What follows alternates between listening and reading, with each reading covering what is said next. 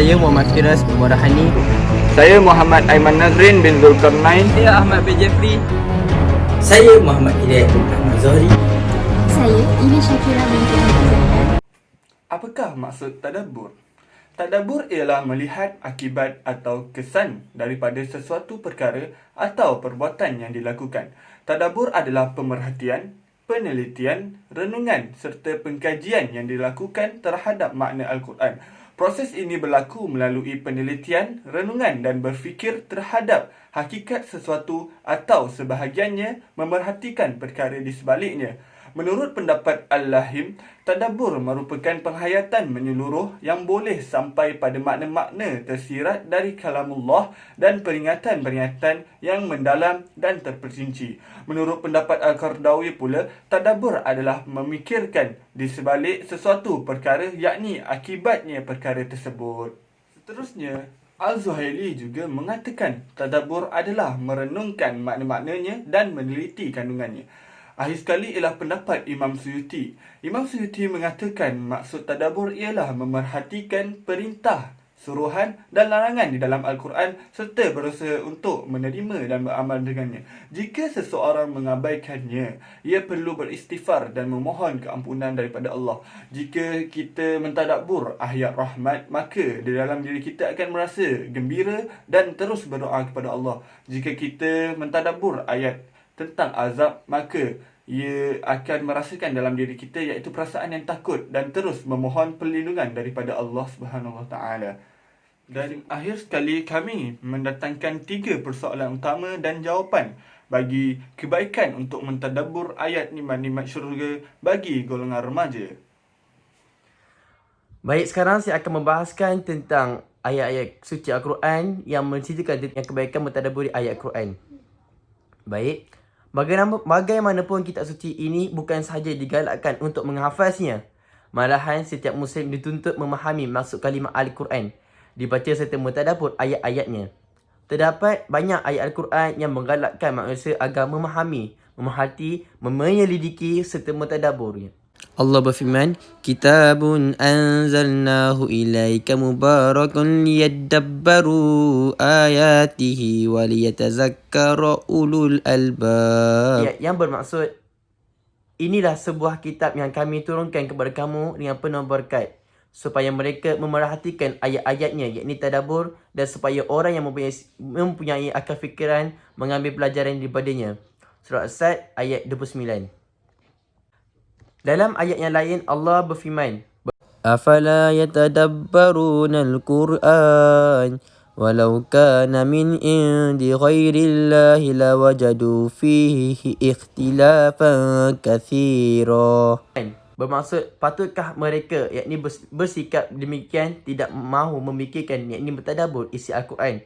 Kalaulah Al-Quran itu datangnya bukan dari sisi Allah, yang saya mereka akan dapati perselisihan yang banyak di dalamnya. Surah An-Nisa ayat yang ke-82. Ayat ini menjelaskan bahawa Al-Quran diturunkan bukan hanya untuk dibaca, malahan dituntut supaya difahami, dihayati dan mengamalkan isi kandungannya dalam kehidupan ini.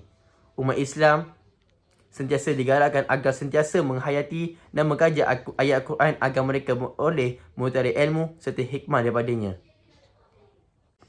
Manusia perlu melakukan tadabbur dengan meneliti dan menghayati isi kandungan ayat Al-Quran serta mendalam agar petunjuk yang diberikan oleh Allah SWT dalam kitab suci Al-Quran Al-Kamil itu dapat memperteguhkan keimanan kita kepada Allah SWT. Di samping itu, penelitian dan tadabbur serta ayat suci Al-Quran Al-Karim akan mengisafkan betapa kedainya manusia dan betapa agungnya Allah SWT yang maha berkuasa atas segala sesuatu. Terima kasih.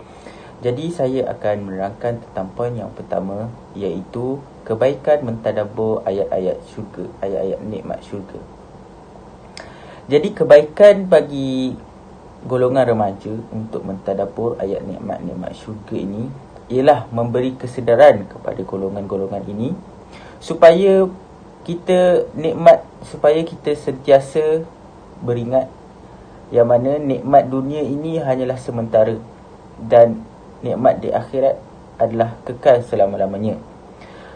Dan contoh yang kita ambil di sini daripada surah Al-Ghashiyah, daripada ayat 8 hingga ayat 16. A'udzubillahi minasyaitonirrajim.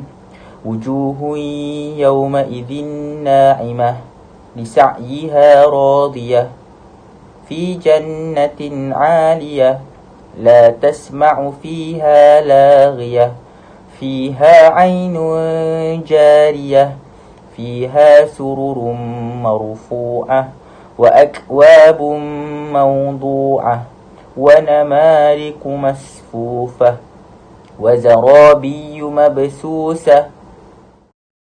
Sadaqallahul azim, yang bermaksud sebaliknya muka orang-orang yang beriman pada hari itu berseri-seri, berpuas hati dengan balasan amal usahanya yang baik yang telah dikerjakan di dunia. Mereka tinggal menetap di dalam syurga tinggi, tempat kedudukan darjatnya. Mereka tidak mendengar di situ sebarang perkataan yang sia-sia. Di dalam syurga itu ada mata air yang mengalir. Di situ juga ada pelamin-pelamin berhias yang tinggi tempatnya, dan piala-piala minuman yang disediakan untuk mereka, dan bantal-bantal yang teratur untuk mereka berbaring dan bersandar, serta hamparan-hamparan yang terbentang. Sayyidina Umar Al-Khattab radhiyallahu anhu, satu nama yang tidak asing lagi bagi kita semua umat Islam di seluruh dunia. Beliau merupakan seorang insan yang sangat dikagumi oleh kalangan Arab, dan sebelum beliau memeluk Islam, beliau merupakan orang yang paling lantang dalam menentang dakwah Nabi Muhammad sallallahu alaihi wasallam. Jadi, kisah pengislaman Sayyidina Umar Al-Khattab radhiyallahu anhu ini ada perkaitannya dengan kebaikan mentadaburi ayat-ayat nikmat syurga ataupun mentadaburi Al-Quran. Kisah yang bakal saya kongsikan diambil daripada Musnad Ahmad. Ia menceritakan bahawa sebelum keislaman Sayyidina Umar radhiyallahu anhu, Sayyidina Umar radhiyallahu anhu ingin menghadang perjalanan Rasulullah sallallahu alaihi wasallam ke masjid, tetapi baginda telah pun mendahuluinya. Jadi ketika baginda sallallahu alaihi wasallam sedang bersolat, baginda membaca surah Al-Haqqah sehingga membuatkan Sayyidina Umar radhiyallahu anhu berasa terpukau dengan susunan ayat yang dibaca oleh baginda Nabi sallallahu alaihi wasallam. Maka Sayyidina Umar pun berkata, "Wallahi, orang ini adalah penyair sebagaimana yang diberitahu oleh orang-orang Quraisy." Kemudian Nabi Muhammad SAW membaca surah Al-Haqqah ayat 40 hingga 41 yang bermaksud, setelah itu Sayyidina Umar radhiyallahu anhu pun berkata bahawa Nabi Muhammad SAW ini seorang ahli sihir. Maka baginda SAW menyambung bacaannya yang bermaksud,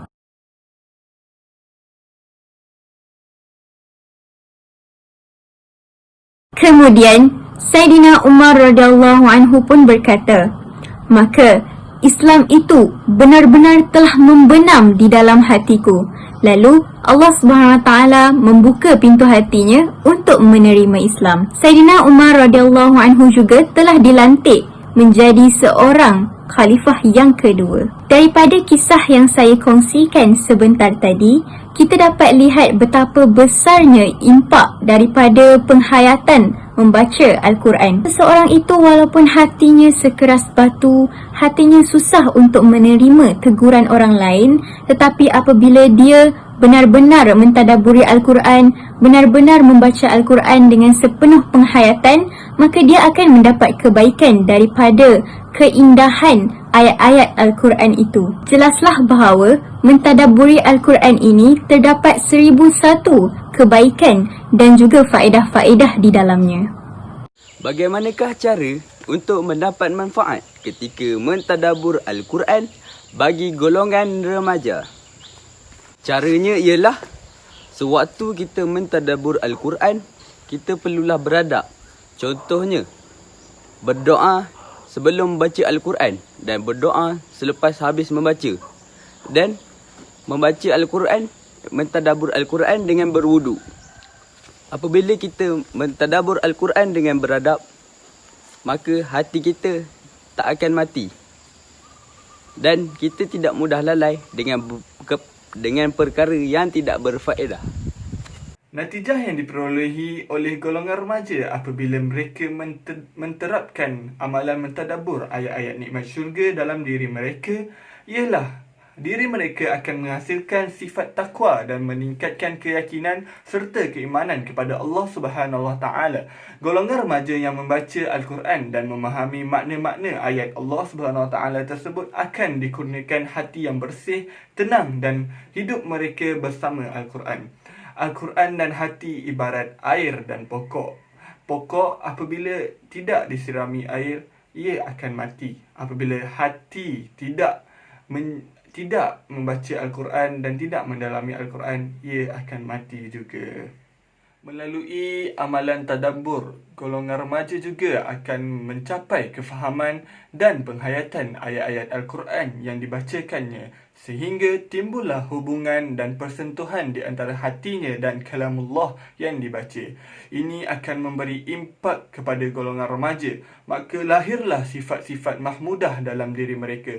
Sifat-sifat ini akan memberi cahaya kepada kehidupan dan kepribadian seseorang remaja.